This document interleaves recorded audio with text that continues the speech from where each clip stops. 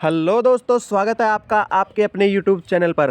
तो दोस्तों, आज की इस क्लास में हम आपको पढ़ाने वाले हैं क्लास 12th की बायो, जिसमें हमारा है चैप्टर नंबर 2, जिसका नाम है मानव जनन।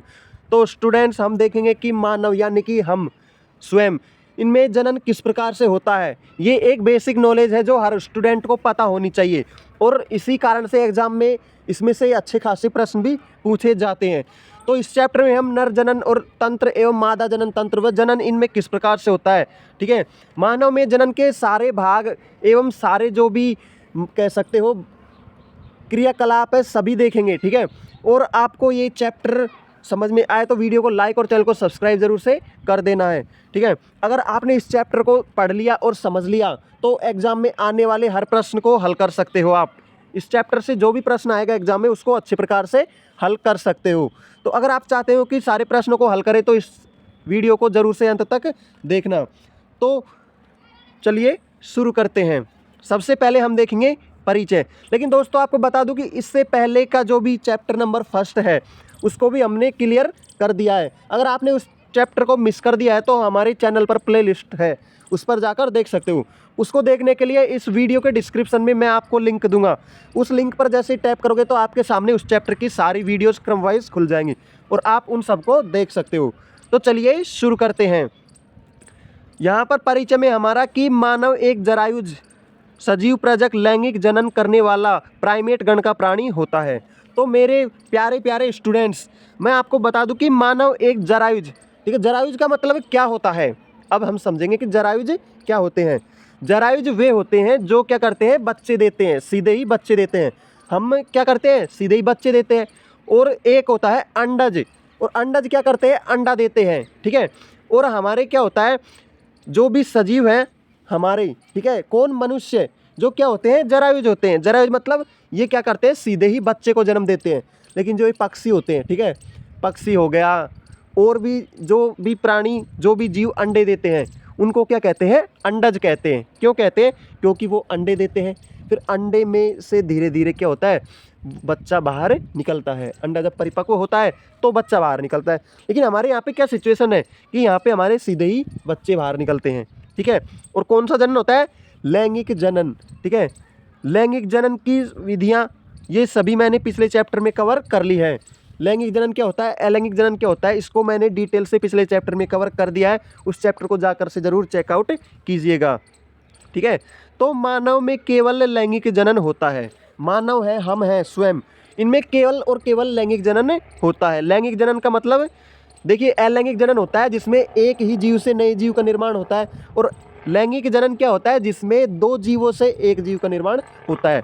तो मानव में लैंगिक जनन होता है, इसका मतलब क्या हुआ, इसका मतलब हुआ कि मानव में दो जीवों से मिलकर एक जीव का निर्माण होता है। जैसे हमारे माता पिता से मिलकर एक जीव हमारा निर्माण हुआ है। सिंपल है बिल्कुल, ठीक है। क्योंकि मानव एक लिंगी प्राणी होता है, ठीक है। मानव होता है वो एक लिंगी प्राणी होता है। एक लिंगी कैसे होता है, देखिए, जैसे पुरुष होता है वो है नर, ठीक है, एक लिंगी है। और जो मादा होती है, ठीक है, वो भी एक लिंगी है। तो नर व मादा दोनों क्या है, एक एक लिंगी है, अलग अलग लिंग है दोनों के, ठीक है। तो नर एवं मादा जननांग अलग अलग प्राणियों में पाए जाते हैं। मनुष्य है उसमें नर जननांग अलग प्राणी में है और मादा जननांग अलग प्राणी में है। लेकिन जो पुष्प होते हैं तो कुछ पुष्प ऐसे भी होते हैं जो द्विलिंगी होते हैं। द्विलिंगी मतलब उनमें नर व मादा दोनों लिंग एक में ही पाए जाते हैं, ठीक है। समझ में आ गया होगा आपको। तो आगे चलते हैं।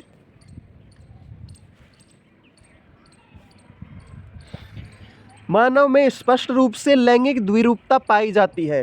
तो मेरे प्यारे रसगुल्लों, आपको बताता हूँ कि स्पष्ट रूप से लैंगिक द्विरूपता, इसका मतलब क्या होता है। देखिए, स्पष्ट रूप से मतलब पहचान सकते हैं देख के ही, ठीक है। लैंगिक द्विरूपता का मतलब होता है कि कौन सा लिंग है, हम देख कर ही पहचान लेंगे कि ये नर है या मादा है, ठीक है। इसका मतलब क्या हुआ, आप जैसे कहीं पे गई और आपसे पूछा गया कि ये लड़का है या लड़की है, तो आप उसके चेहरे को देखकर ही पहचान लोगे ना कि ये लड़का है कि लड़की है। उसके रहन सहन से, पहनावे से, इन चीज़ों को देखकर ही पहचान सकते हो कि यह नर है या मादा है। तो इसी को कहते हैं लैंगिक द्विरूपता। समझ गए कितना सिंपल है, समझ लिया तो बहुत सिंपल है, और नहीं समझे तो घुल मिल जाओगे, ठीक है। और एग्ज़ाम में करने के लिए आपको समझना ही है। समझ के करोगे तो बहुत आगे तक चलेगा, आगे भी आपके काम में आता रहेगा। तो देखिए, अर्थात नर एवं मादा में शारीरिक लक्षणों से विभिन्नता पाई जाती है। जो शरीर के लक्षण होते हैं वो अलग अलग होते हैं नर व मादा में। उन लक्षणों की सहायता से हम क्या कर सकते हैं, नर व मादा को पहचान सकते हैं। और शारीरिक लक्षण कौन कौन से भैया, ये भी तो जानना है हमें कि जो लक्षण है वो कौन कौन से हैं। उन लक्षणों को देखते हैं। तो वो लक्षण क्या है, देखिए, पुरुष के श्रोणी क्षेत्र में एक शिश्न व वृषण कोष पाया जाता है। ठीक है, जो पुरुष होता है उसके श्रोणी क्षेत्र में एक शिश्न, ठीक है, शिश्न व वृषण कोष, वृषण और शिश्न पाया जाता है पुरुष में, तो इससे पहचान सकते हैं। जबकि महिलाओं में इसके स्थान पर एक दरार रूपी संरचना पाई जाती है जिसे भग या वल्वा कहते हैं। लेकिन महिलाओं में एक दरार रूपी संरचना होती है, इसे क्या कहते हैं, इसे कहते हैं भग या फिर वल्वा, ठीक है, या फिर वजाइना। ठीक है, तो पुरुष का मुख्य जननांग वृषण होता है। पुरुष का मुख्य जननांग क्या होता है, वृषण होता है। और ये मुख्य क्यों होता है, ठीक है, क्योंकि वृषण कोष में ही वृषण का निर्माण होता है और वृषण ही जनन की क्रिया करने में आसानी करता है, या फिर वृषण के द्वारा ही जनन की क्रिया संपन्न होती है। तो मुख्य जननांग क्या हुआ, जननांग का मतलब होता है, इसको देखते हैं संधि विशेष, जनन प्लस अंग मतलब जननांग। जो जनन करने वाले अंग है उन्हीं को जननांग कहते हैं। अब देखते हैं मादा में क्या है मुख्य अंग। तो मादा का मुख्य जननांग अंडाशय होता है। अंडाशय क्या होता है, देखिए, वैसे तो आप जानते होंगे लेकिन फिर भी आपको बता दूं कि अंडाशय होता है जिससे क्या होता है, मादा में बच्चा बनता है। जब अंडाशय को शुक्राणु क्या करेगा, निषेचित करेगा, तो उसी की सहायता से बच्चे का जन्म होता है, फिर बच्चा बनता है, निषेचित होता है, युग्मज बनता है। ठीक है, तो यहाँ पर 1 नंबर में पूछा जा सकता है कि पुरुष का मुख्य जननांग कौन सा है, तो आंसर हो जाएगा आपका वृषण। और मादा का मुख्य जननांग कौन सा है, तो आंसर हो जाएगा आपका अंडाशय। सिंपल है, ठीक है। अतः मानव में यौवनारंभ के बाद जनन की क्षमता उत्पन्न होती है। इसलिए मानव में यौवनारंभ के बाद प्राथमिक जननांगों का विकास एवं द्वितीय लैंगिक लक्षणों का विकास होता है। अब मेरे प्यारे रसगुल्लो देखो, यहाँ पर क्या है कि मानव में यौवनारंभ के बाद, जैसे एक स्टेज होती है, ठीक है, उस स्टेज के बाद में ही उसमें क्या होता है, ये जनन अंग होते हैं वो विकसित होते हैं। होते तो स्टार्टिंग से ही है, लेकिन परिपक्व या फिर विकसित कार्य करने की क्षमता उनमें कब पाई जाती है, एक पर्टिकुलर स्टेज के बाद। ठीक है, तो पुरुष में वह स्टेज कहाँ से आती है, एक थोड़ा सा एक्स्ट्रा बता देता हूँ मैं। पुरुष में स्टेज क्या होती है परिपक्व होने की, यौवनारंभ की, पुरुष में होती है 15 वर्ष से स्टार्ट होती है। ठीक है, लेकिन महिलाओं में 13 वर्ष से ही स्टार्ट हो जाती है। ठीक है, मादा में जल्दी परिपक्वता आती है लेकिन पुरुष में लेट आती है या फिर बाद में आती है। पहले मादा में आएगी 13 वर्ष से ही और पुरुष में 15 वर्ष से आती है यौवनारंभ अवस्था। और इस अवस्था में क्या होता है, प्राथमिक जननांगों का विकास होता है और द्वितीय लैंगिक लक्षणों का भी विकास होता है। द्वितीय लैंगिक लक्षण कौन से, जैसे जनन अंगों में बालों का आना, ठीक है, आवाज़ का, पुरुषों में तो भारी होना और महिलाओं में पतली होना। ठीक है, इस प्रकार के क्या होते हैं, द्वितीयक लक्षण भी पाए जाते हैं, लैंगिक लक्षण। ठीक है, तो आगे देखते हैं भैया, यहाँ पर एक इम्पोर्टेंट, ठीक है, इम्पोर्टेंट जो आपसे अक्सर एग्जाम में पूछा जाता है, तो क्या है देखिए कि अतः मानव में जनन के अंतर्गत युग्मक जनन, वीर्य सेचन, युग्मक संलयन, युग्मनज, विदलन, अंतरोपण, भ्रूणीय परिवर्धन। भ्रूणीय परिवर्धन क्या होता है, गर्भाविधि और प्रसव आदि क्रियाएं यौवनारंभ के पश्चात संपन्न होती है।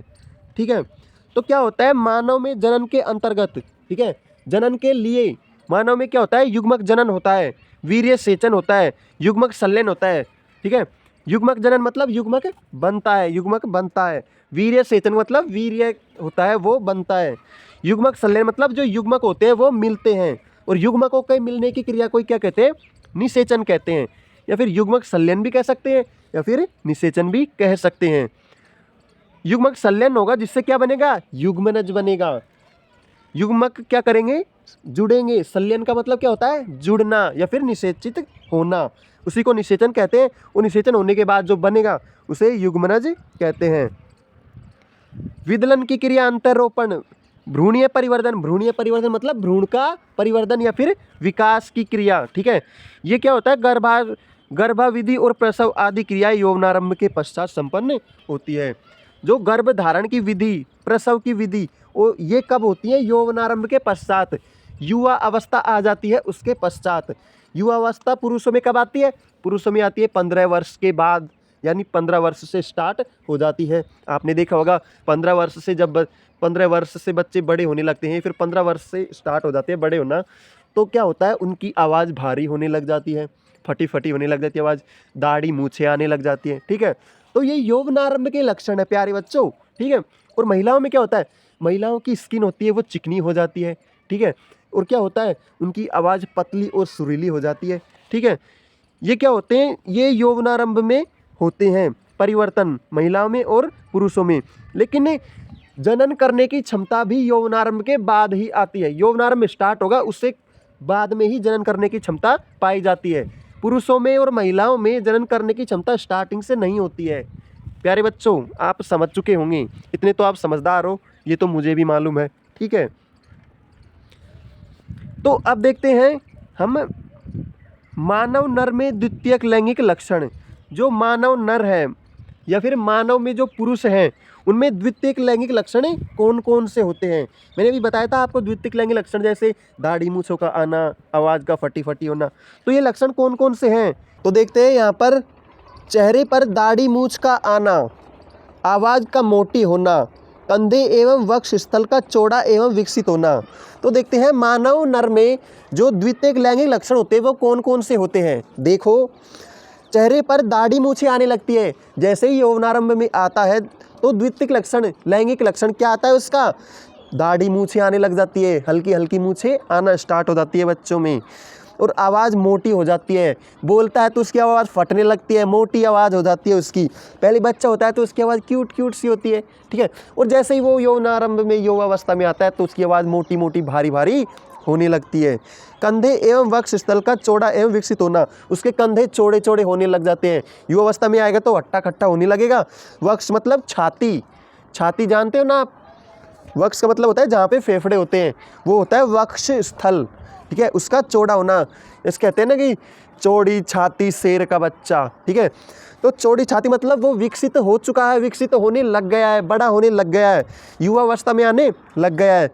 चौड़ा एवं विकसित होना, विकसित होने लग गया है। आगे देखिए, स्वभाव का उग्र होना। स्वभाव का उग्र होना मतलब गुस्सा आने लग जाता है उसको, वो समझने लग जाता है कि अब तो मैं ही समझदार हो गया हूँ, मैं बड़ा हो गया हूँ। बातों पर, छोटी छोटी बातों पर गुस्सा होने लग जाता है घर वालों से। ठीक है, यह भी होने लगता है, ये सामान्य है। और स्तन ग्रंथियों का अविकसित, ठीक है, जो पुरुषों में तो क्या होते हैं? स्तन ग्रंथियां अविकसित होती हैं, आपको ये तो पता ही होगा। तो आगे देखते हैं मानव नर जनन तंत्र। अब हमने देख लिया कि मानव में क्या क्या चेंजेस आते हैं, नर में और मादा में। तो अब देखते हैं कि मानव में जो नर होता है, नर या फिर पुरुष, उसका जनन तंत्र कैसा होता है, उसमें कौन कौन से भाग होते हैं, वो किस प्रकार से कार्य करते हैं, जनन की क्रिया किस प्रकार से करते हैं। तो देखते हैं, यहाँ पर सबसे पहले देखते हैं कि मानव नर जनन तंत्र, इसमें कौन कौन से भाग होते हैं, यह देख लेते हैं सबसे पहले। फिर सबको स्टेप बाय स्टेप डिटेल से पढ़ेंगे एक एक चीज़ को। ठीक है मेरे रसगुल्लो। तो देखो, प्रमुख जननांग, ठीक है, 3 प्रकार के होते हैं, प्रमुख जननांग और सहायक जननांग और सहायक जनन ग्रंथियाँ। ठीक है, जो मुख्य जननांग होते हैं वो, और सहायक जननांग जो जनन करने में सहायता करते हैं, दूसरा वो, और जो तीसरा जनन ग्रंथियाँ होती हैं जो जनन के समय एक्टिवेट होती हैं, वो कौन कौन सी होती है, सब कुछ डिटेल में पढ़ेंगे। तो यहाँ पर प्रमुख जननांग कौन सा होता है, मैंने अभी थोड़ी देर पहले ही आपको बताया था कि मानव के नर में मुख्य जननांग कौन सा होता है, मानव के मादा में मुख्य जननांग कौन सा होता है। आप कमेंट में ज़रूर बताइए बच्चों कि मानव के नर में मुख्य जननांग कौन सा होता है और मादा में कौन सा होता है। ठीक है, और समझ में आ रहा है तो यार वीडियो को लाइक और चैनल को सब्सक्राइब जरूर से कर दीजिएगा।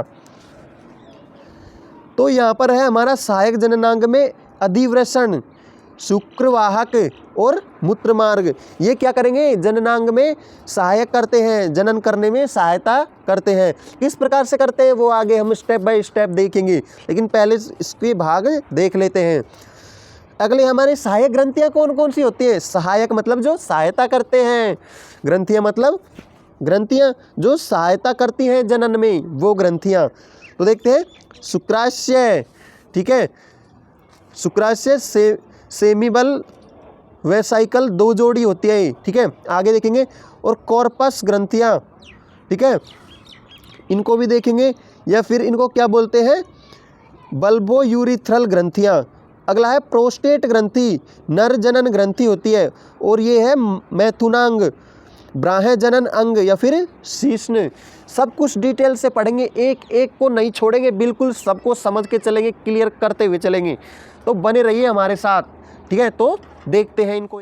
तो स्तन ग्रंथियाँ होती है वो अविकसित होती हैं और दुग्ध रहित होती हैं। दुग्ध रहित मतलब बिना दूध के, उनमें दूध नहीं होता है, ठीक है। ये किसमें होती है, ये होती है नर में, ठीक है। लेकिन महिलाओं में वो भी देखेंगे अभी कि महिलाओं में या फिर मादा में क्या होता है। पेशेंस बनाकर देखिए, एक एक टॉपिक को क्लियर करेंगे अच्छी तरह से, बहुत अच्छी तरीके से, और आपको एक एक टॉपिक इस तरह समझ में आने वाला है कि इस चैप्टर में से अगर कोई भी प्रश्न पूछ लिया गया तो फुल में से फुल नंबर उस प्रश्न में मिलेंगे। बहुत प्यारे तरीके से देखेंगे मेरे प्यारे बच्चों। तो देखते हैं शुक्र जनन एवं शुक्राणुओं का निर्माण प्रारंभ होना। शुक्र जनन मतलब शुक्राणुओं का बनना, ठीक है। शुक्राणुओं का जनन, जनन मतलब विकसित होना या फिर बनना, शुक्राणुओं का निर्माण होना प्रारंभ हो जाता है। मतलब अब भैया जैसे ही वो विकसित होने लगेगा या फिर उसका क्या होगा, द्वितीयक लैंगिक लक्षण आएंगे, तो उस समय और क्या परिवर्तन आएगा, उसमें शुक्राणुओं का निर्माण होने लग जाता है। अब शुक्राणुओं से आप समझ गए होंगे कि शुक्राणुओं का निर्माण किस प्रकार होता है, वह भी मैं डिटेल में आपको इस चैप्टर में पढ़ाने वाला हूँ। पेशेंस बनाकर देखते रहिए, चलते रहिए।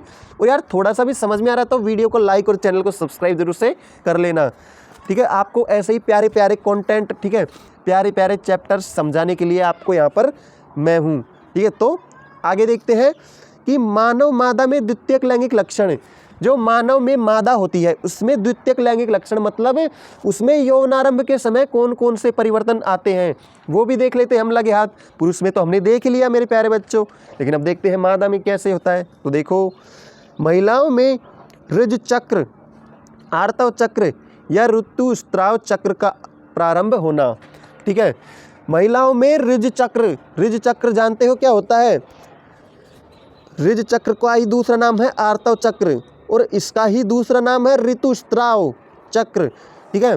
3 नाम है इसके, ऋज चक्र, आर्तव चक्र, ऋतुस्राव, या फिर इसको बोलते हैं रजोधर्म, ठीक है। बहुत सारे नाम है। अब ये होता क्या है, देखिए होता क्या है, मानव के मादा में, जो मानव है उसमें मादा होती है, ठीक है।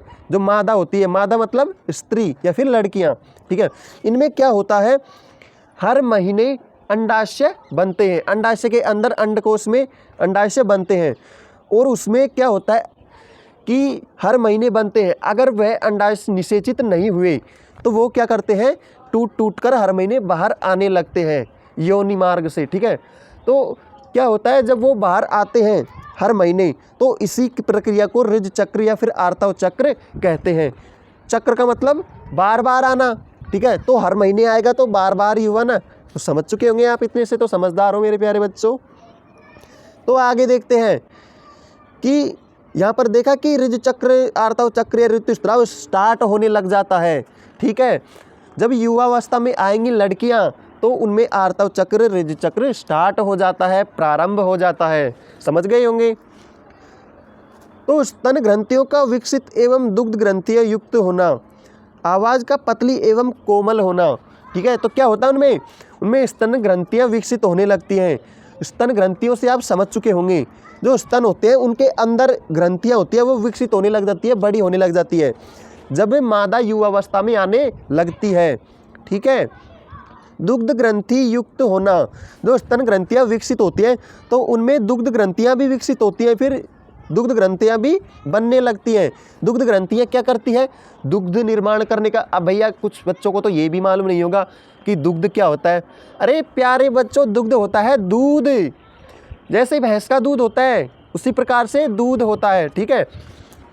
जो क्या करता है दूध, अब दूध का क्या काम है, दूध बच्चों को पिलाएगी, ठीक है। जनन करने के लायक हो गई है, ठीक है, वो क्या हुई है, विकसित हुई है, युवावस्था में आई है, तो क्या करेंगे, बच्चे होंगे उसके, तो बच्चों को दूध पिलाने के लिए दुग्ध ग्रंथियों की आवश्यकता पड़ेगी जिससे दूध निर्माण होगा, ठीक है, समझ गए होंगे आप। और क्या होता है देखिए, आवाज़ का पतली एवं कोमल होना। आवाज़ होती है उसकी पतली हो जाती है, पतली मतलब जो बोलती है सुरीली आवाज़ होती है, पतली पतली आवाज़ बहुत अच्छी हो जाती है। कोमल हो जाती है, कोमल का मतलब ऐसे नहीं, कोमल का मतलब हाथ लगाते हैं तो वो सॉफ्ट सॉफ्ट लगती है। आवाज़ के कैसे हाथ लगाओगे? कोमल का मतलब जो सुनने में अच्छी लगती है। जैसे कोयल होता है, कोयल की आवाज़ बहुत अच्छी लगती है, ठीक है। उसी प्रकार से आवाज़ यहाँ पर कोमल कहा गया है। कोमल मतलब सॉफ्ट, जो कानों को आरामदायक दे, आरामदेह, मतलब सुनते ही जाइए, सुनते ही जाइए। और यहाँ पर बेचारे लड़कों की आवाज़ में क्या चेंजेस आया? लड़कों की आवाज़ भारी हो जाती है, मोटी हो जाती है, फटने लग जाती है, और इनकी आवाज़ क्या होती है? सुरीली हो जाती है। तो प्रकृति ने देखो कैसा अन्याय किया है लड़कों के साथ, बेचारों के साथ। तो आगे देखते हैं, वक्ष स्थल का उभरा हुआ एवं वसायुक्त होना। दो वक्ष स्थल होते हैं, जो दुग्ध ग्रंथियाँ या फिर स्तन ग्रंथियाँ वहाँ पर बनती हैं। वहाँ पर क्या होता है? वक्ष यानी छाती स्थल, जो छाती होती है उसका उभरा हुआ मतलब थोड़ा उठ जाता है आगे की तरफ, ठीक है। एवं वसायुक्त होना, वसायुक्त मतलब उसमें क्या होती है? वसा या मांसल ग्रंथियाँ ज़्यादा हो जाती हैं, मांसल युक्त, ठीक है। त्वचा का चिकना, कोमल एवं रोग रहित होना। त्वचा कैसे हो जाती है? चिकनी हो जाती है, पीले रंग की हो जाती है, पीली पीली हो जाती है ना। कोमल हो जाती है, कोमल मतलब जैसे ही हाथ लगाओगे सॉफ्ट सॉफ्ट बहुत।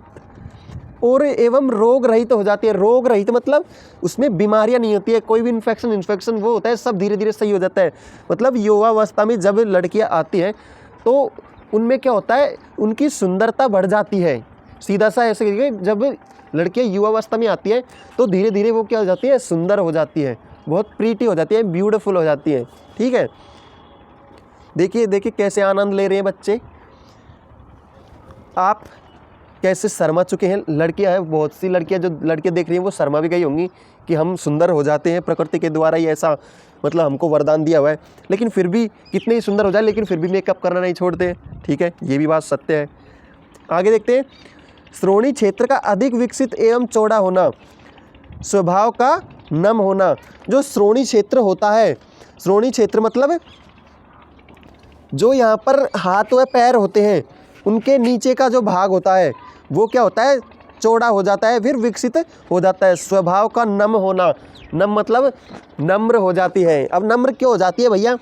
नम्र इसलिए हो जाती है क्योंकि वो क्या होंगी, अब आगे विकसित हुई है तो विकसित होएंगी तो उनके बच्चे होंगे, ठीक है। अब बच्चे होंगे तो आप जानते हो बच्चों से लगाव भी होता है माँ को, ठीक है। अब माँ क्या करती है? बच्चों को दूध पिलाती है, नम्रता से रखती है, बहुत प्यार करती है, ठीक। देखते हैं प्रमुख जननांग। प्रमुख जननांग कौन कौन से होते हैं? तो पहला है हमारा वृषण, या फिर इसको इंग्लिश में बोलते हैं टेस्टिस, ठीक है। तो देखते हैं, यह मानव का प्रमुख जननांग होता है। मानव का प्रमुख जननांग क्या होता है? वृषण होता है, जो उदर गुहा से बाहर श्रोणी क्षेत्र में त्वचा से बनी एक थैली समान संरचना में पाए जाते हैं। जो कहाँ पर पाए जाते हैं? उदर गुहा में। उदर मतलब होता है पेट, पेट की गुहा में बाहर श्रोणी क्षेत्र में। श्रोणी क्षेत्र मतलब क्या होता है? दोनों टांगों के बीच का क्षेत्र होता है, वो श्रोणी क्षेत्र होता है। त्वचा से बनी एक थैली समान संरचना, एक थैली समान संरचना में पाए जाते हैं क्या? वृषण। अब मेरे प्यारे रसगुल्लो, उस थैली समान संरचना को क्या कहते हैं? उस थैली समान संरचना को कहते हैं वृषण कोश। क्या कहते हैं? वृषण कोश। अगला पॉइंट है, वृषण संख्या में 2 या फिर 1 जोड़ी होते हैं। वृषण संख्या में कितने होते हैं? 2। ऐसे बोलेंगे हम, अगर जोड़ी में बोले कि वृषण 1 जोड़ी होते हैं, 1 जोड़ी मतलब संख्या में कितने हो गए? 2। जैसे आप बोलते हो, आप मान लो जूते लेकर आते हो, ठीक है, तो क्या बोलते हैं? ऐसे बोलते हैं कि मैं 1 जोड़ी जूते लेकर आया हूँ। तो 1 जोड़ी मतलब कितने हो गए? वो 2 है ना, 2 पैर है तो 2 ही लेके आए होंगे ना लाला, ठीक है। तो संख्या में कितने हो गए? 2। इसी प्रकार से यहाँ पर जोड़ी में बोलेंगे तो 1 जोड़ी, और संख्या में बोलेंगे तो कितने? 2। समझ गए होंगे आप, ठीक है।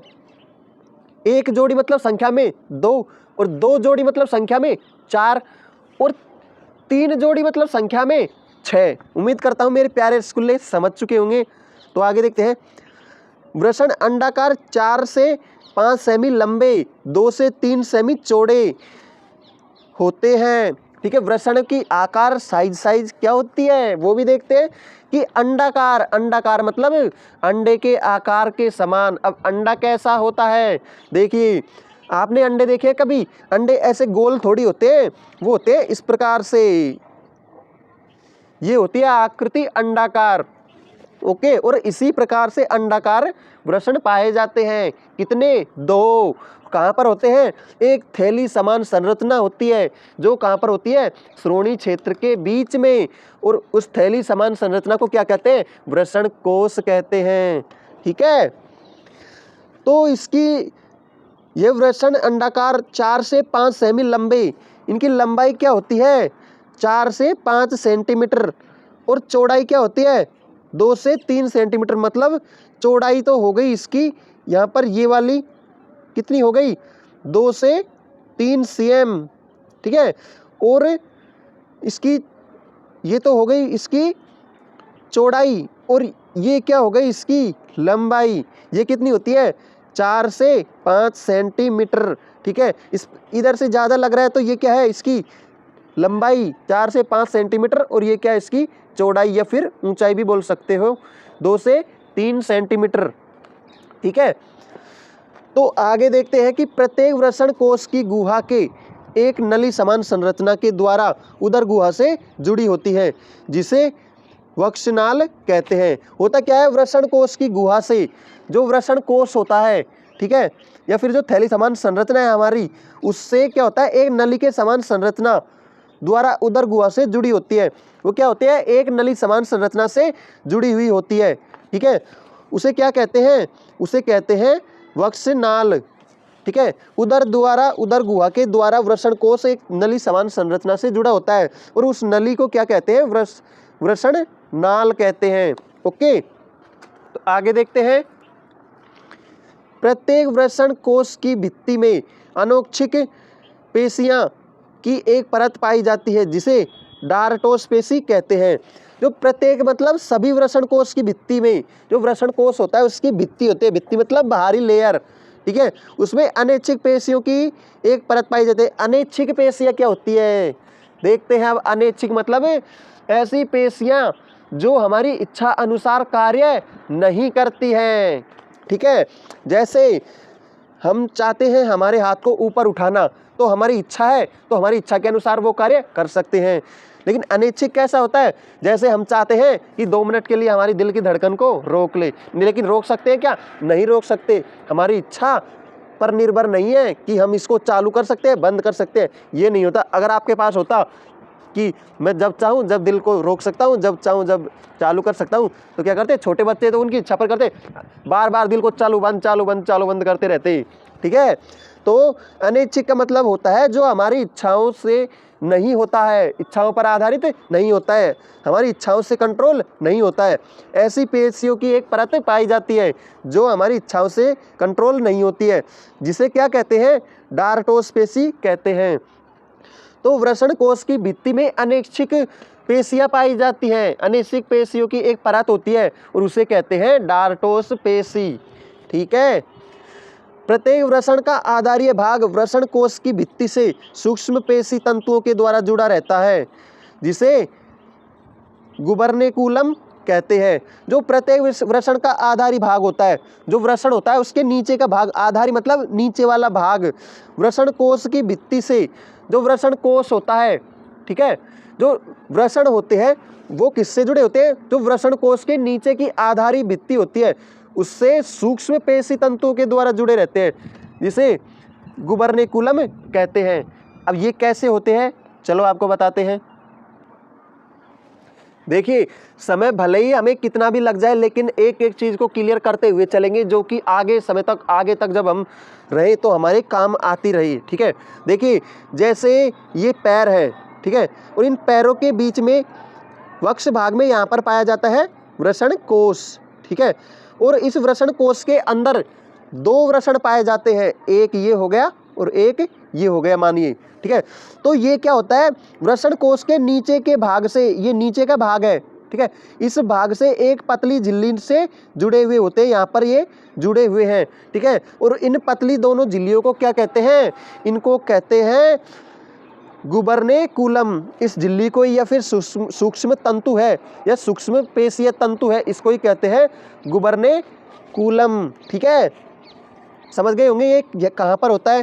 ठीक है, आगे देखते हैं एक और इम्पोर्टेंट टॉपिक या फिर इम्पोर्टेंट पॉइंट्स हमारा, मानव सहित अन्य स्तनधारियों के वृषण उदर गुहा से बाहर वृषण कोश में पाए जाते हैं। तो मानव सहित या फिर मानव है उसकी तरह ही अन्य स्तनधारियों के वृषण उदर गुहा से बाहर वृषण कोश में ही होते हैं। जो मानव की तरह ही जो अन्य स्तनधारी होते हैं, स्तनधारी मतलब जिनके स्तन होते हैं, अन्य स्तनधारियों में भी उदर मतलब शरीर के अंदर या फिर पेट के अंदर से बाहर की तरफ वृषण कोश में ही वृषण पाए जाते हैं, अन्य स्तनधारियों में भी। भैया आपने देख लिया कि शरीर से बाहर पाए जाते हैं, लेकिन शरीर से बाहर ही क्यों पाए जाते हैं ये भी तो देखना है मेरे प्यारे रसगुल्लो। एक एक टॉपिक को ऐसे क्लियर करते हुए चलेंगे। जैसे स्वाद अनुसार सब्जी में नमक हो तो सब्जी और भी स्वादिष्ट हो जाती है, अगर नमक कम रह गया तो भी वह स्वादिष्ट नहीं रहती, ज़्यादा हो गया तो भी नहीं होती।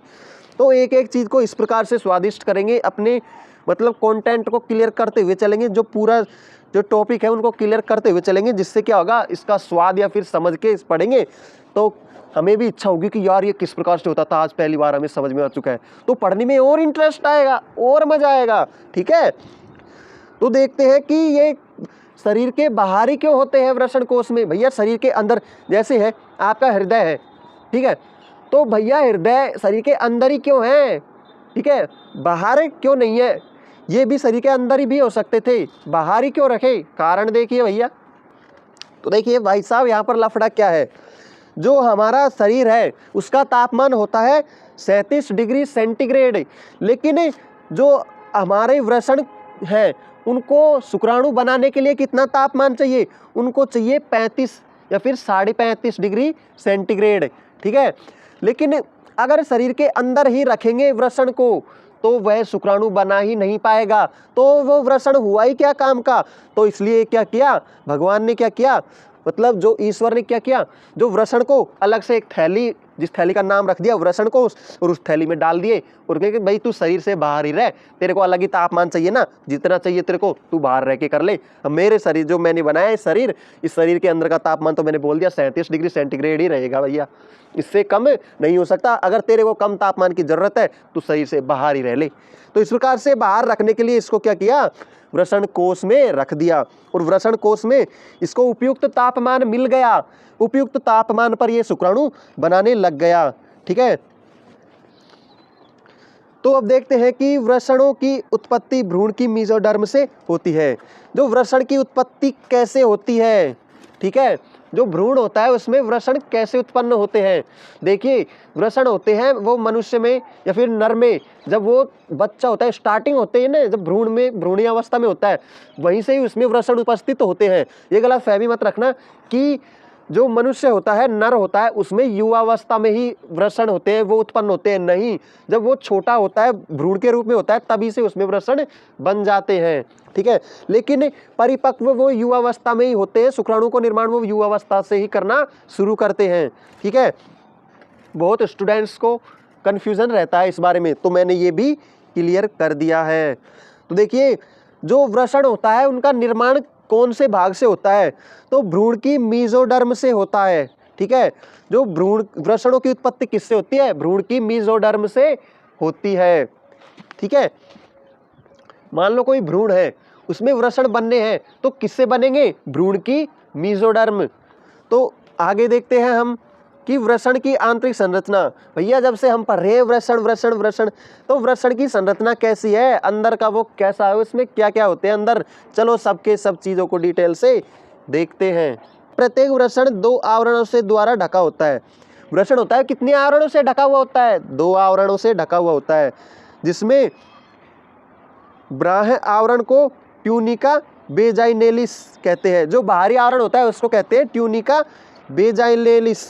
ठीक है, ट्यूनिका बेजाइनेलिस कहते हैं किसको, बाहरी आवरण को। 2 आवरण होते हैं, उनमें से पहले आवरण जो बाहरी आवरण है उसको ट्यूनिका बेजाइनेलिस कहते हैं। और जो आंतरिक आवरण है, जो अंदर का आवरण है, ठीक है, उस आवरण को क्या कहते हैं, आंतरिक आवरण को कहते हैं ट्यूनिका एल्बुजिनिया। ठीक है, तो देखते हैं अब आगे के पॉइंट्स फिर हम इसके डायग्राम को भी डिटेल से पढ़ेंगे। तो प्यारे बच्चों, हम क्या करेंगे, जो नर जनन तंत्र के और मादा जनन तंत्र के सभी भागों को पढ़कर फिर इनको डायग्राम से अच्छी तरीके से क्लियर करेंगे कि इनमें जो भी चीज़ें हैं उनको एक बार डायग्राम से रिवाइज करेंगे। डायग्राम में आपको बताएंगे किस प्रकार से क्या क्या चीज़ें होती हैं व्यवस्थित। ओके, तो अगला पॉइंट है हमारा कि वृषण का आंतरिक भाग संयोजी ऊतक का बना होता है। जो वृषण होता है उसके जो अंदर के भाग होते हैं वो संयोजी ऊतक से बने हुए होते हैं। संयोजी ऊतक मतलब एक दूसरे को जोड़ने वाले ऊतकों से बने हुए होते हैं, जो क्या होते हैं, ट्यूनिका एल्ब्यूजिनिया के जगह जगह धंसने से कई पिंडकों में बटा होता है। जो क्या होता है, जो संयोजी ऊतक होते हैं वो क्या होते हैं, कई जगह धसे होते हैं। ट्यूनिका एल्ब्यूजिनिया, ठीक है, वो क्या होती है, कई जगह जगह पर धसी हुई होती है, जिससे क्या होते हैं, अलग अलग पिंडक बन जाते हैं। धसे होने से अलग अलग पिंडकों में बट जाता है। तो आगे देखते हैं, प्रत्येक पिंडक को वृषण पिंडक या फिर वृषण पालिका कहते हैं। जो पिंडक होते हैं उनको क्या कहते हैं, वृषण पिंडक या फिर वृषण पालिका कहते हैं। और वृषण पिंडक कैसे बनी भैया, ट्यूनिका एल्ब्यूजिया के जगह जगह धसी हुई रहती है, उस कारण से पिंडक के समान संरचना बन जाती है। और इन पिंडक को कोई क्या कहते हैं, वृषण पालिका या फिर वृषण पिंडक कहते हैं। तो आगे देखते हैं प्यारे स्टूडेंट्स, प्रत्येक वृषण में लगभग 250 वृषण पिंडक पाए जाते हैं। तो प्रत्येक वृषण में कितने वृषण पाए जाते हैं, 250। प्रत्येक वृषण में लगभग 250 वृषण पिंडक पाए जाते हैं। एक वृषण में 250 या फिर 250 वृषण पिंडक होते हैं प्रत्येक वृषण में। ओके, प्रत्येक वृषण पिंडक में 3 से 4 शुक्रजनक नलिकाएं और संयोजी ऊतक पाए जाते हैं। जो प्रत्येक वृषण पिंडक होता है उसमें 3 से 4, ठीक है, प्रत्येक वृषण पिंडक में कितने, 3 से 4 शुक्रजनक नलिकाएं होती है, जो क्या काम करती है, शुक्राणुओं को ले जाने का काम करती है। वृषण से जो बनेंगे उनको ले जाने का काम कौन करेंगी, शुक्रजनक नलिकाएं, ठीक है। जो 3 से 4 शुक्रजनक नलिकाएं होती है और संयोजी ऊतक पाए जाते हैं। इनमें क्या क्या होते हैं, शुक्रजनक नलिकाएं, वृषण पिंडक और संयोजी ऊतक, ये चीजें होती है वृषण के अंदर, ठीक है। शुक्रजनक नलिकाओं से बाहर संयोजी ऊतक में कुछ ग्रंथिल सेल्स के समूह पाए जाते हैं, जिन्हें अंतराली कोशिकाएं, लेडिंग कोशिकाएं कहते हैं। जो शुक्रजनक नलिका होती है उससे बाहर की तरफ जो संयोजी ऊतक होते हैं उनमें कुछ ग्रंथिल सेल्स होती है। जो शुक्रजनक नलिकाएं होती हैं, ठीक है, वो नलिकाएं बाहर संयोजी ऊतक में कुछ ग्रंथिल नलिकाओं के रूप में होती है। ग्रंथिल सेल्स के समूह होते हैं, ठीक है, सेल्स होती है कुछ, ग्रंथिल मतलब जो ग्रंथियां होती हैं उनकी सेल्स होती हैं, उनका समूह होता है, जिन्हें अंतराली कोशिकाएं या लेडिंग कोशिकाएं कहते हैं। जो ग्रंथिल कोशिकाओं का जो समूह होता है उसको अंतराली कोशिकाएं या फिर लेडिंग कोशिकाएं कहते हैं। ये सब मैं बताऊंगा कि चित्र में कहाँ पर होती है, डायग्राम में जब हम देखेंगे। तो यहाँ पर भी आपको अभी भी दिखा देता हूँ मैं कि यहाँ पर देख सकते हो अंतराली कोशिकाएं, जो यहाँ पर ये ग्रंथिल है ये वाली, ठीक है, यही होती है अंतराली कोशिकाएं या फिर लेडिंग कोशिकाएं।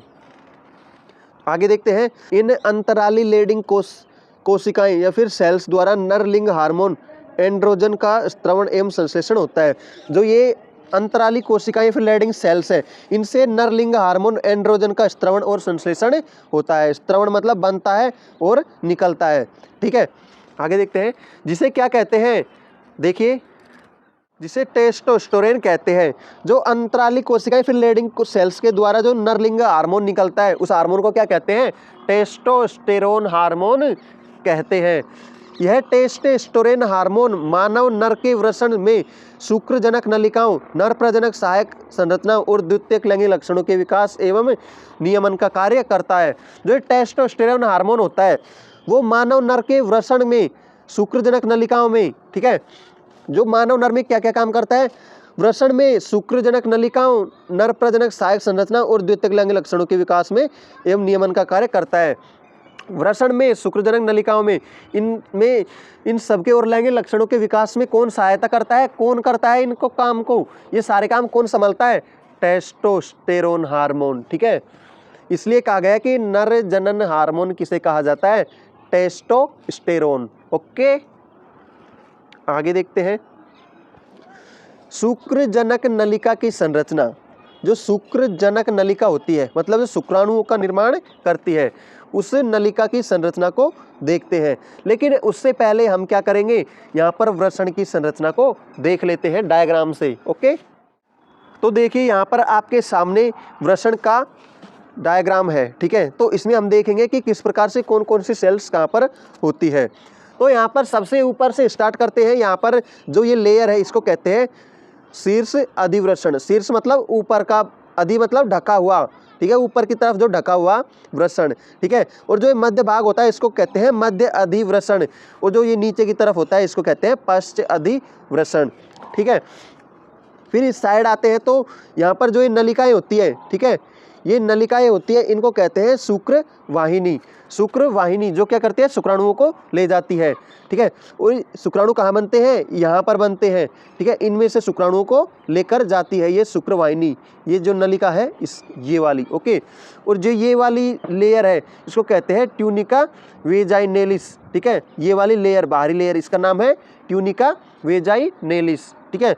और जो इसके बाद में जो वृषण के अंदर के भाग उस पर जो लेयर है, इनर लेयर, उसको कहते हैं ट्यूनिका एल्बुजिया, ठीक है। मैंने बताया था कि ट्यूनिका एल्बुजिया वो क्या करती है, जगह जगह पर धसी हुई होती है, जिससे क्या बन जाते हैं, वृषण पिंडक बन जाते हैं, ठीक है। तो ये देखिए ये ट्यूनिका एल्बुजिया यहाँ पर धसी हुई है, देखो इस भाग में अंदर धसी हुई है, फिर उभरा हुआ भाग है, फिर धसी हुई है, फिर उभरा हुआ भाग है, फिर धसी हुई है। तो ये पिंडक समान संरचना बन रही है, इसको क्या कहते हैं, वृषण पिंडक कहते हैं। देखिए इस भाग को क्या कहा गया है, इस भाग को वृषण पिंडक कहा गया है। और ये वृषण पिंडक एक वृषण में कितने होते हैं, 250 मतलब 250, ठीक है। तो आगे देखते हैं, यहाँ पर आगे जो ये संरचना है ये वाली, ठीक है, इस संरचनाओं को क्या कहते हैं, अति कुंडलित शुक्रजनन नलिकाएं। अति कुंडलित मतलब बहुत सारे कुंडलन होते हैं इसमें, ठीक है, इसलिए कहते हैं अति कुंडलित शुक्रजनन नलिका। शुक्रजनन नलिका मतलब शुक्रजनन नलिका होती है वो यहाँ पर कुंडलित अवस्था में होती है, जो ये इसलिए इसको कहते हैं शुक्र अति कुंडलित शुक्रजनन नलिका। ये कितनी होते हैं, 3 to 4, एक में कितने 3 से 4 पाई जाती है। और यहाँ पर जो ये कोशिकाएं होती है इनको कहते हैं अंतराली कोशिकाएं। और ये कोशिकाएं क्या करती है, एंड्रोजन का स्त्रवण और संश्लेषण करती है, जिससे क्या कहते हैं, टेस्टोस्टेरोन हार्मोन निकलता है इनसे, ठीक है। इनसे अंतराली कोशिकाएं जो यहाँ पर होती है, इनसे टेस्टोस्टेरोन हार्मोन निकलता है, जो क्या काम करता है, शुक्राणुओं को ले जाने लाने में और विकसित करने में और भी आगे के कार्यों में, जनन कार्यों में सहायता करता है। कौन, टेस्टोस्टेरोन हार्मोन। और जो यहाँ पर ये बीच में यह स्पेस है, ठीक है, यहाँ इस भाग को क्या कहा जाता है, मीडिया स्टीन, ठीक है, मीडिया स्टीन। और यहाँ पर जो यहाँ पर ये क्या होते हैं, ये शुक्रवाहिनी होती है, ये सभी को जोड़े रखती है। और ये जोड़े रखने वाली जो संरचना होती है इसको क्या कहते हैं, वृषण जालक कहते हैं। वृषण जालक क्यों कहते हैं, क्योंकि यहाँ पर जाल के समान संरचना बनाकर सभी को जोड़े रखने का काम करती है, ठीक है। तो इसलिए इसको क्या कहते हैं, वृषण जालक कहते हैं। और यहाँ से शुक्राणु नली शुक्रवाहिनी से आएंगे, ठीक है, और आकर के यहाँ पर आएंगे और यहाँ से होके बाहर जाएंगे, ठीक है। तो इसे कहते हैं शुक्रवाहक, ठीक है, क्योंकि यहाँ से शुक्राणु जाते हैं इसलिए कहते हैं शुक्रवाहक। ओके, तो उम्मीद करता हूँ आपने वृषण की संरचना को डिटेल से पढ़ लिया है और आपको समझ में भी आ गई होगी। तो अगर थोड़ी सी भी समझ में आ रही है तो यार वीडियो को लाइक और चैनल को सब्सक्राइब जरूर से कर देना, क्योंकि आगे के चैप्टर और भी इंटरेस्टिंग है। और जो पिछला चैप्टर हमने कंप्लीट कर लिया है वो चैप्टर भी बहुत अच्छा चैप्टर है और बहुत ही एग्जाम में उसमें से प्रश्न आते हैं, तो उसको भी जाकर जरूर से देख लेना। उस चैप्टर का लिंक मैं डिस्क्रिप्शन में दे दूंगा, ठीक है, और डिस्क्रिप्शन में पूरी प्लेलिस्ट का लिंक मिल जाएगा आपको, जिससे सभी क्लासें आपको स्टेप बाय मिल जाएंगी, ढूंढने की ज़रूरत नहीं पड़ेगी। ओके, तो स्टूडेंट्स अगला पॉइंट है हमारा शुक्रजनक नलिका की संरचना। जो शुक्रजनक नलिका होती है उसकी संरचना कैसी होती है, ठीक है। तो देखते हैं इसको कि शुक्रजनक नलिका वृषण की संरचना एवं क्रियात्मक सूक्ष्म इकाई होती है। जो शुक्रजनक नलिका होती है वो वृषण की क्रियात्मक इकाई, ठीक है, संरचनात्मक और क्रियात्मक। संरचनात्मक मतलब जो संरचना का निर्माण करती है, क्रियात्मक मतलब जो कार्य करने का काम करती है। उसकी सूक्ष्म इकाई मतलब छोटी से छोटी इकाई होती है जो क्या करती है, बनाती है, ठीक है। शुक्रजनक नलिका वृषण की ठीक है, वृषण को बनाने में, ठीक है, इसका ही हाथ होता है संरचना और क्रियात्मक कामों में शुक्रजनन नलिका का। ठीक है, जो वृषण पिंडक के अंदर अति कुंडलित रूप में पाई जाती है। जो कहाँ पर पाई जाती है? वृषण पिंड के अंदर। ठीक है, वृषण पिंड के अंदर कुंडलित रूप में। ठीक है, मैंने आपको डायग्राम बताया था कि कुंडलित रूप में पाई जाती है। ठीक है, तो वृषण जनक नलिकाओं की झिल्ली 2 स्तरों की बनी होती है। जो वृषण जनक नलिकाएं होती हैं, जो वृषण बनाती हैं, वो नलिकाएं की झिल्ली होती है, वो 2 स्तरों में बनी होती है। ठीक है, इनमें कितने स्तर होते हैं? 2 स्तर होते हैं। आगे देखते हैं, जिनमें बाह्य स्तर को ट्यूनिका प्रोप्रिया तथा आंतरिक स्तर को जनन उपकला कहते हैं। जो बाहरी स्तर होता है, बाहरी लेयर होती है, उसको कहते हैं ट्यूनिका प्रोप्रिया, तथा आंतरिक झिल्ली होती है या फिर आंतरिक लेयर होती है, उसको कहते हैं जनन उपकला कहते हैं। जनन उपकला में 2 प्रकार की कोशिकाएं पाई जाती हैं। जो जनन उपकला है, सेकंड लेयर, ओके, जनन उपकला कौन सी लेयर है? सेकंड लेयर है। ठीक है, जनन उपकला में 2 प्रकार की कोशिकाएं पाई जाती है। कितनी प्रकार की पाई जाती है कोशिकाएं? 2 प्रकार की, जिन्हें शुक्राणु जन मात्र कोशिकाएं एवं सर्टोली कोशिकाएं कहते हैं। इन्हें क्या कहते हैं? शुक्राणु जन मात्र कोशिकाएं। ठीक है, शुक्राणु जन मात्र कोशिकाएं, क्योंकि इनसे शुक्राणुओं का जनन या फिर निर्माण होता है, इसलिए इन्हें शुक्राणु जन मात्र कोशिका या फिर सर्टोली सेल्स कहते हैं। क्योंकि ये क्या करती है? शुक्राणुओं का निर्माण करती है। तो यहाँ पर प्रश्न पूछा जा सकता है कि शुक्राणुओं का जनन करने वाली कोशिकाएं, ठीक है, कौन सी कोशिकाएं होती है? सर्टोली कोशिकाएं होती है। सर्टोली सेल्स से शुक्राणुओं का निर्माण होता है। इनफ। ठीक है, यही समझ लीजिए आप बिल्कुल सरल भाषा में कि सर्टोली कोशिकाओं के द्वारा ही शुक्राणुओं का जनन या फिर शुक्राणुओं का निर्माण किया जाता है। ओके, तो पहले देख लेते हैं इसको, पूरे पॉइंट को, फिर डायग्राम की सहायता से समझेंगे। ठीक है, अच्छी तरीके से, और आपको डायग्राम से और भी अच्छी तरीके से समझ में आ जाएगा। तो शुक्राणु जन मात्र कोशिकाएं आकार में छोटी किंतु संख्या में अधिक होती हैं। जो शुक्राणु जन मात्र कोशिकाएं होती हैं वो छोटी होती हैं लेकिन संख्या में बहुत सारी होती हैं। ठीक है, जैसे देखिए, जैसे आप देखोगे, मान लो 1 किलो आपने सरसों ली और 1 किलो गेहूँ लिए। ठीक है, तो दोनों का वजन तो बराबर हो गया, लेकिन जो सरसों के दाने होंगे वो छोटे हैं तो संख्या में ज़्यादा होंगे। ठीक है, छोटे हैं तो संख्या में कैसे होंगे? ज़्यादा होंगे। और गेहूं के दाने हैं वो बड़े हैं तो संख्या में कम आएंगे 1 किलो में। ठीक है, तो इसी प्रकार से क्या होते हैं? संख्या में तो ज़्यादा होते हैं लेकिन आकार में कैसे होते हैं? छोटे होते हैं। ओके, इनमें अर्धसूत्री विभाजन द्वारा शुक्राणु का निर्माण होता है। शुक्राणु का निर्माण किस प्रकार होता है? अर्धसूत्री विभाजन के द्वारा। ठीक है, अर्धसूत्री विभाजन, समसूत्री विभाजन, ये सब कुछ पहले के जो चैप्टर है, पहले चैप्टर है, इनमें क्लियर कर चुके हैं हम। ठीक है, आगे देखते हैं। सर्टोली कोशिकाएं आकार में बड़ी, पिरामिडाकार तथा संख्या में कम होती है। जो सर्टोली कोशिकाएं होती हैं वो बड़ी होती हैं और पिरामिडाकार मतलब पिरामिड के आकार की होती है। पिरामिड मतलब टीले होते हैं ना, उस प्रकार की होती है, जैसे रेत का टीला होता है। ठीक है, उसी प्रकार की होती है तथा संख्या में कम होती है। आकार में बड़ी है तो संख्या में कम होगी। ठीक है, तो सर्टोली कोशिकाएं शुक्राणुओं को आलंबन, पोषण और सुरक्षा प्रदान करती है। जो सर्टोली कोशिकाएं होती है वो क्या काम करती है? शुक्राणुओं को आलंबन, पोषण और सुरक्षा प्रदान करती है। आलंबन मतलब आने वाले समय में जब बनते हैं तो बनते समय पोषण प्रदान करती है और सुरक्षा भी प्रदान करती है। तो आगे देखते हैं, अगला पॉइंट है हमारा वृषण जाल या फिर रेट्स टेस्टिस। ठीक है, तो देखते हैं ये क्या होता है। देखिए, वृषण की सभी शुक्रजनक नलिकाएं वृषण मीडिया स्टेनम की ओर सीधी है। ठीक है, सीधी होती है और वृषण के पश्च भाग में जाकर जाल के समान एक संरचना बनाती है जिसे वृषण जाल कहते हैं। तो होता क्या है? जो वृषण की शुक्रजनक नलिकाएं होती है, जो नलिकाएं होती है वो बहुत सारी होती है, वो क्या करते हैं?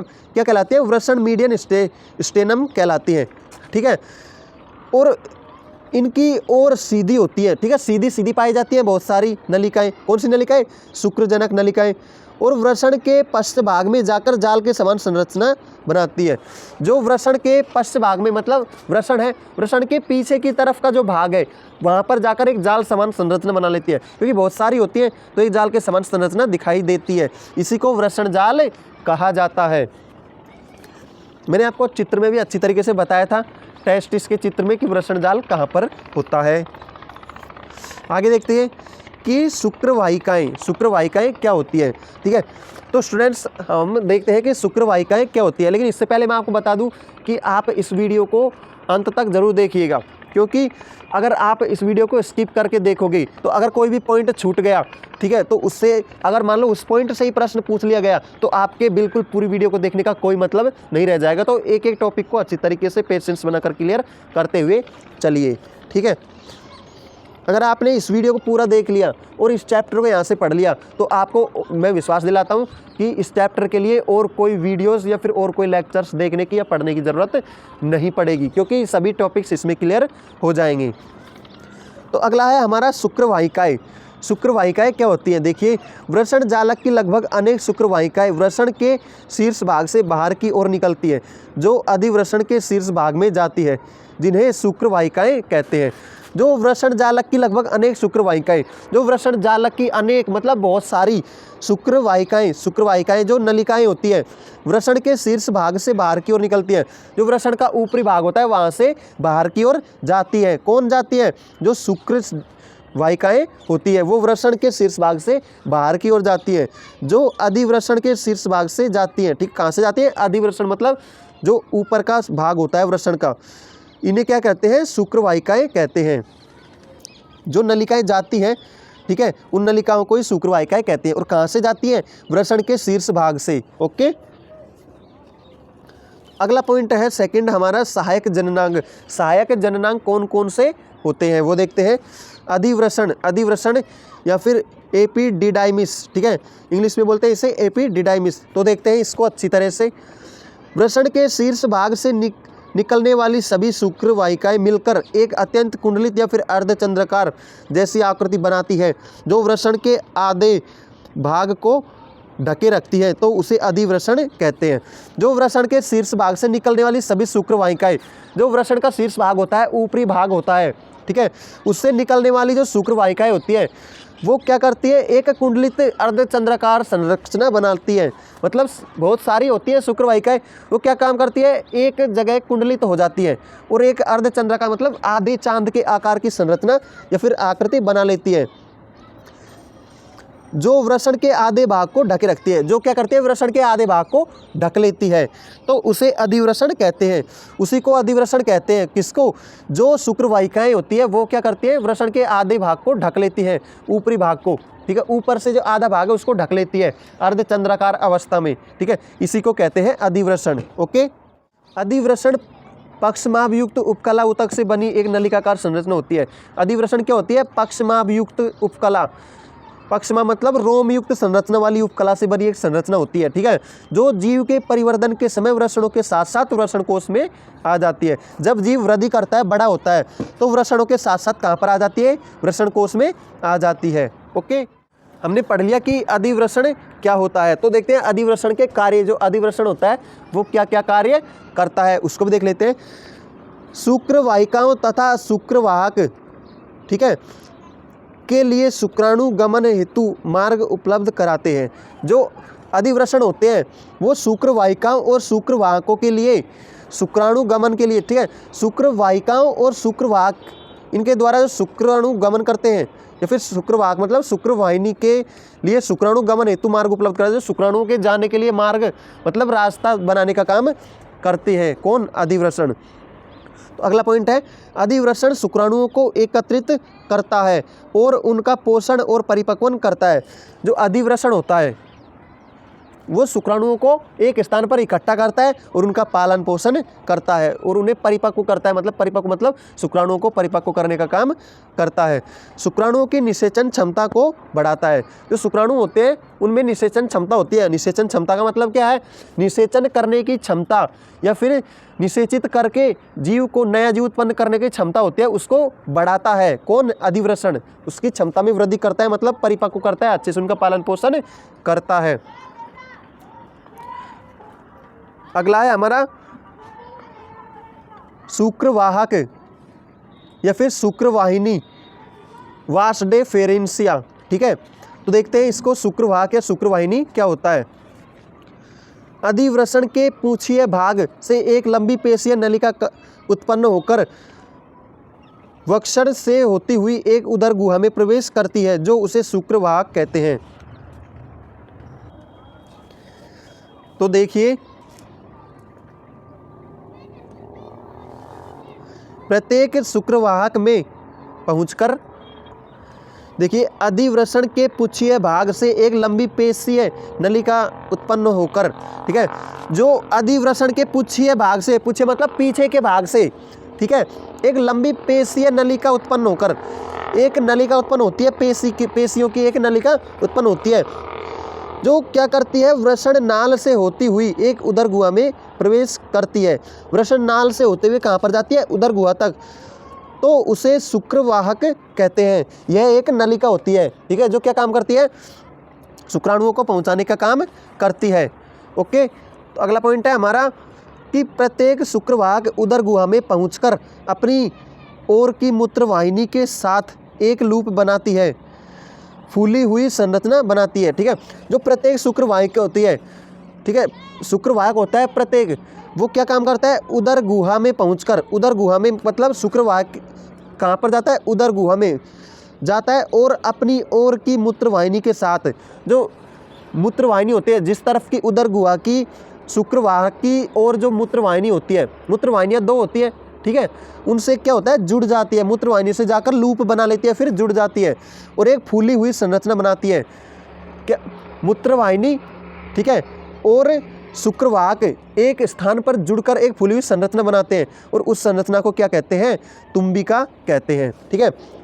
ऐसे भी बोल सकते हैं कि शुक्राणु, शुक्रवाहक और मूत्र नलिका जिस स्थान पर मिलती है उसे कहते हैं तुम्बिका, उस स्थान को तुम्बिका कहते हैं। अगला पॉइंट है हमारा, शुक्रवाहक की नलिका पक्षमाभी एवं श्लेष्मा उपकला उत्तक से आश्रित होती है। जो शुक्रवाहक होता है उसकी नलिका होती है वो पक्षमाभी मतलब रोम्स होते हैं उसमें, श्लेष्मा उपकला उत्तक से आश्रित होती है, मतलब श्लेष्मा मतलब चिकने पदार्थ होते हैं, उसकी उपकला उत्तक से आश्रित होती है, आश्रित मतलब ढके हुए होते हैं। शुक्रवाहक की तुम्बिका शुक्राशय वाहिनी के साथ मिलकर एक संयुक्त नलिका बनाती है, जिसे स्खलन नलिका कहते हैं। जो शुक्रवाहक की तुम्बिका होती है, जो तुम्बिका क्षेत्र था जहाँ से मूत्रनली और शुक्रवाहक या शुक्रवाहिनी जुड़ी हुई थी, वो तुम्बिका शुक्राशय वाहिनी के साथ मिलकर एक संयुक्त नलिका बनाते हैं, दोनों मिलकर एक नलिका बनाते हैं, जिसे स्खलन नलिका कहते हैं। जिसे क्या कहते हैं, स्खलन नलिका मतलब बाहर निकालने वाली नलिका कहते हैं।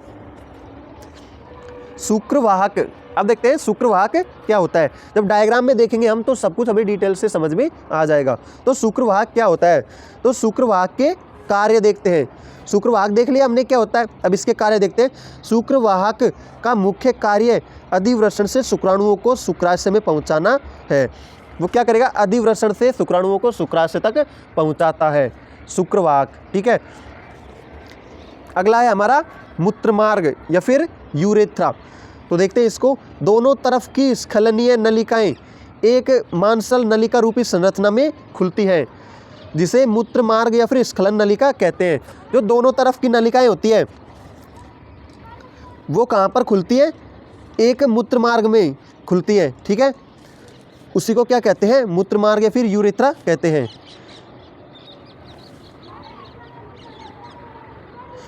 जो स्खलन नलिकाएं होती है वो मांसल नलिका रूपी संरचना में खुलती है, एक नलिका रूपी मांसल संरचना होती है, और उस संरचना को क्या कहते हैं, मूत्रमार्ग कहते हैं। या ऐसे बोल सकते हैं कि मूत्रमार्ग में क्या होती है, दोनों तरफ की नलिकाएं खुलती हैं, ठीक है, इसी को कहते हैं मूत्रमार्ग या फिर स्खलन नलिका कहते हैं। अगला पॉइंट है हमारा सहायक जनन ग्रंथियां, ठीक है। जो सहायक जनन ग्रंथि होती है, जनन करने में सहायक ग्रंथियां कौन कौन सी होती हैं, तो पहली है शुक्राशय या सेमिनल वेसाइकल, ठीक है।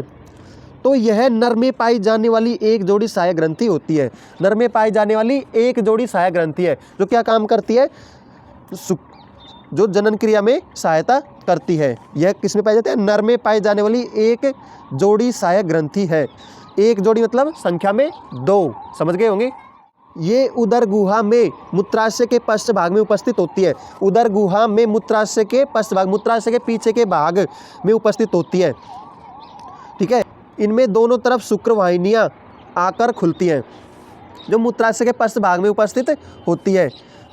जो दोनों तरफ की शुक्रवाहिनियाँ आकर खुलती हैं, जहाँ पर दोनों तरफ की शुक्रवाहिनियों में आकर खुलती है। शुक्राशय से हल्के पीले रंग का चिपचिपा क्षारीय द्रव निकलता है, जिसे शुक्र द्रव कहते हैं। शुक्राशय से हल्के पीले रंग का एक द्रव निकलता है, चिपचिपा क्षारीय होता है, ठीक है। इसे क्या कहते हैं? शुक्र द्रव कहते हैं।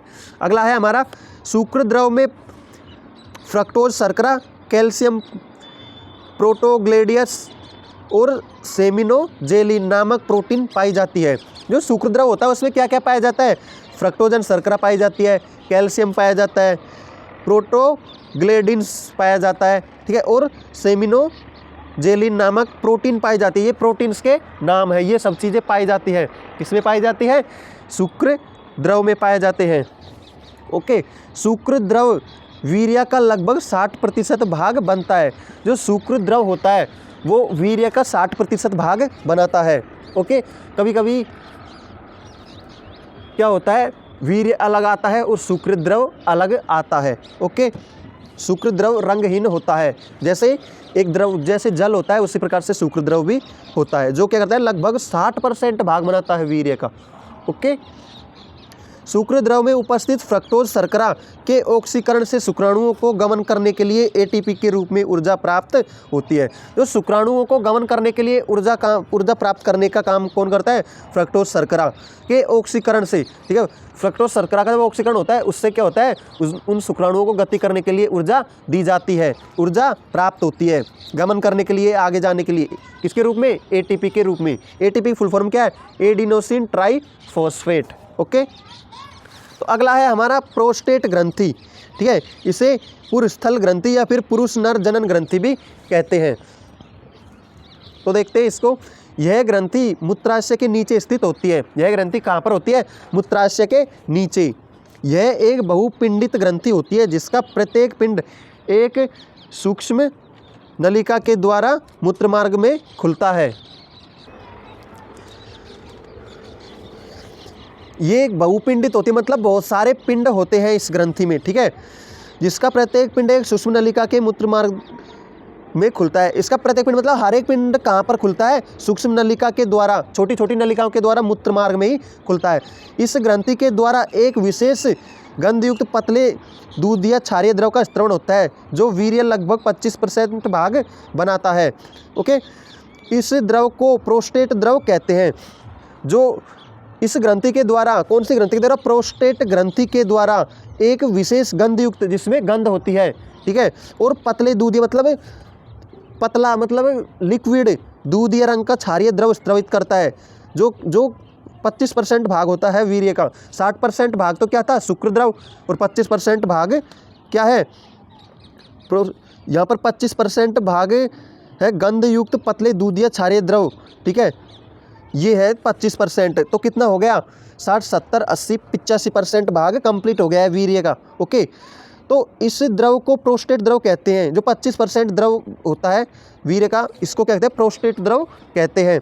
इस प्रोस्टेट द्रव में फास्फेटेज, सिस्टरेज और लाइसोजाइम, फाइब्रिनोलाइसिस, स्पर्मीन आदि पदार्थ पाए जाते हैं। इसमें क्या क्या पाए जाते हैं? फॉस्फेट और सिट्रेट, ठीक है, फॉस्फेट, सिट्रेट, लाइसोजाइम, फाइब्रिनोलाइसिस, स्पर्मीन आदि पदार्थ होते हैं। किसमें? प्रोस्टेट द्रव में होते हैं। अब देखते हैं हम कि प्रोस्टेट द्रव के क्या कार्य है, क्या कार्य करता है प्रोस्टेट द्रव। प्रोस्टेट द्रव शुक्राणुओं को सक्रिय बनाता है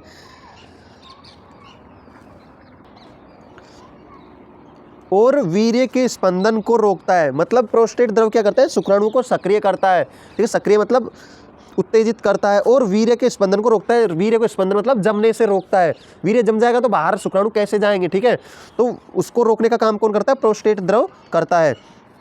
आगे देखते हैं अगला पॉइंट। अगली ग्रंथि हमारी बल्बोयूरिथ्रल ग्रंथि या फिर कंदमूत्रपथ ग्रंथि या फिर काउपर्स ग्रंथि भी कहते हैं। ये ग्रंथि प्रोस्टेट ग्रंथि के नीचे मूत्र मार्ग के दोनों तरफ स्थित होती है। कहाँ पर स्थित होती है ये ग्रंथि? प्रोस्टेट ग्रंथि के नीचे मूत्र मार्ग के दोनों साइड होती है। कहाँ पर? मूत्र मार्ग के दोनों तरफ। ये संख्या में एक जोड़ी तथा बटन के समान होती है। संख्या में एक जोड़ी मतलब संख्या में 2, संख्या में एक जोड़ी मतलब संख्या में कितनी हो गई 2, ठीक है, दोनों तरफ होती है तो 2 ही चाहिए ना भैया, ये तो कॉमन सेंस की बात है। ओके, बटन के समान होती है, बटन की तरह, जैसे हमारे शर्ट के बटन होते हैं उस प्रकार से होती है। मैथुन क्रिया के समय वीर्य के स्खलन से पहले बल्बोयूरिथल ग्रंथि से एक चिकना चिपचिपा पतला पारदर्शी क्षारीय प्रकृति का तरल पदार्थ स्रावित होता है जो निम्न कार्य करता है।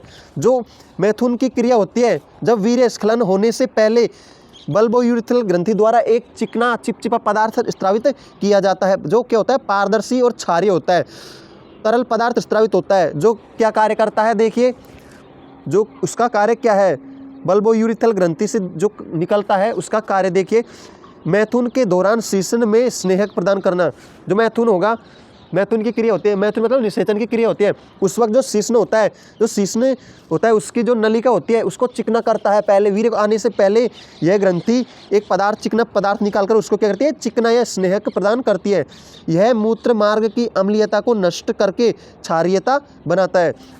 जो मूत्र के द्वारा जो इस नली होती है, शीशन की जो नली होती है, इसमें क्या होता है क्षारीय प्रकृति आ जाती है। तो यह वीर्य से पहले जब यह द्रव जाएगा तो यह द्रव क्या करेगा, इसको क्षारीय से क्षारीयता को नष्ट करता है, ठीक है, इसकी क्षारीयता को नष्ट करता है, मूत्र मार्ग की अम्लीयता को नष्ट कर देता है और क्षारीयता बना देता है। मूत्र की अम्लीयता है उसको नष्ट करेगा और उसको क्या करेगा, शीशन मार्ग को क्या है क्षारीय बना देता है। मूत्र को चिकना बनाता है, मूत्र को और क्या करता है, चिकना बनाने का काम करता है। कौन, बल्बोयूरिथल ग्रंथि से निकलने वाला पदार्थ। आगे देखते हैं, आगे है हमारा ब्राह्य जननांग, जो क्या है शीशन, जो क्या होता है बाहर की तरफ होता है, इसको भी देख लेते हैं फटाक से।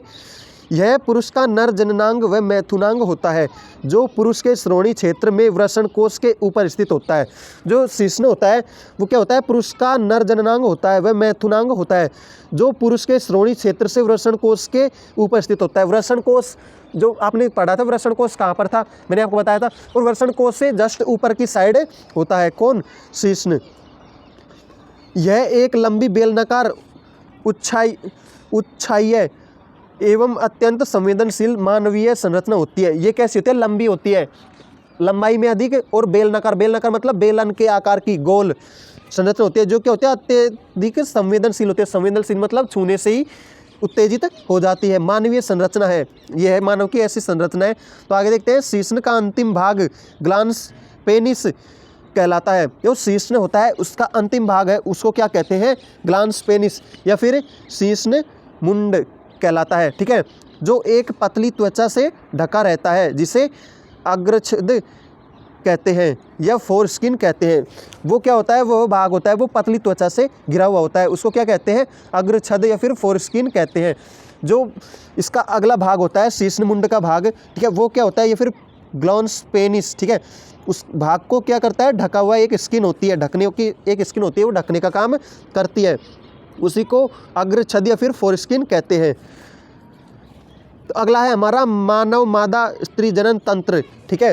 तो मानव मादा या स्त्री जनन तंत्र क्या होता है, इस चैप्टर में हमें अब अगला टॉपिक पढ़ेंगे मानव मादा स्त्री जनन तंत्र। लेकिन इससे पहले हम क्या करते हैं, जो नर जनन तंत्र का नामांकित चित्र देख लेते हैं।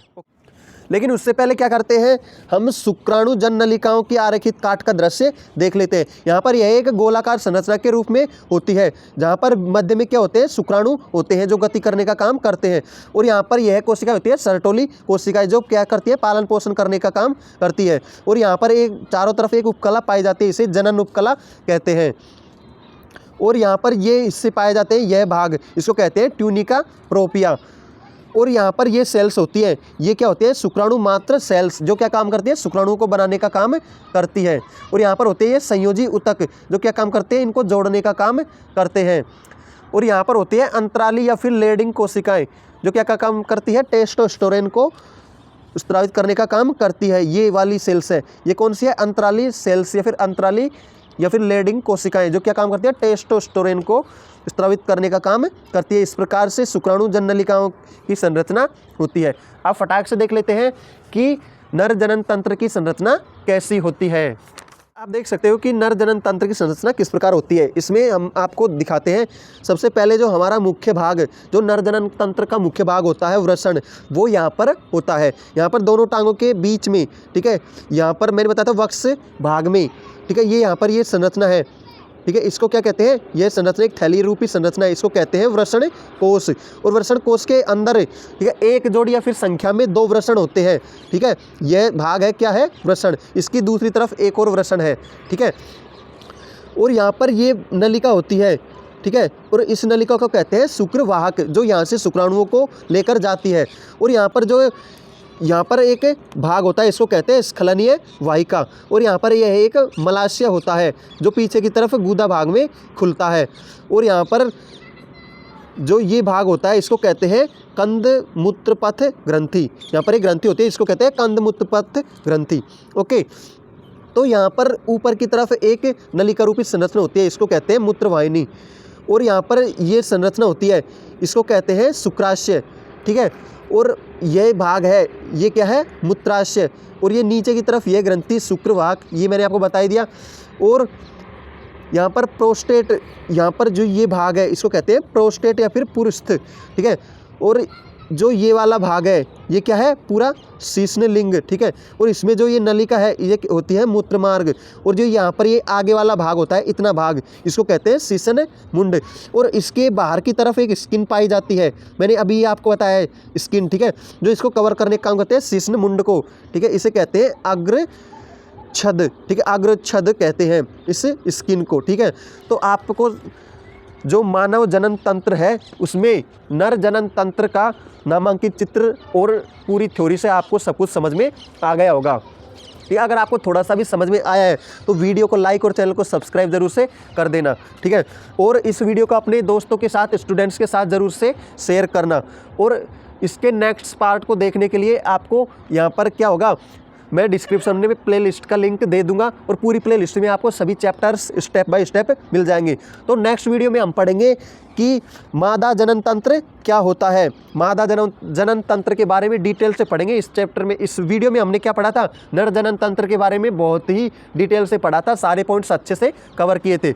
अब हम पढ़ेंगे मादा जनन तंत्र को डिटेल से, उसके बारे में सारे पॉइंट्स क्लियर करेंगे। और उस वीडियो को देखने के लिए आपको वीडियो को लाइक और चैनल को सब्सक्राइब जरूर से करना है। और इस वीडियो को अपने फ्रेंड्स के साथ, क्लासमेट्स के साथ ज़रूर से शेयर कीजिएगा, ताकि वो भी अच्छे से स्टडी कर सके, ठीक है, और एग्जाम में अच्छा परफॉर्म कर सके। तो मिलते हैं नेक्स्ट वीडियो में अगले पार्ट्स के साथ। तब तक के लिए पढ़ते रहिए, हंसते रहिए, मस्त रहिए।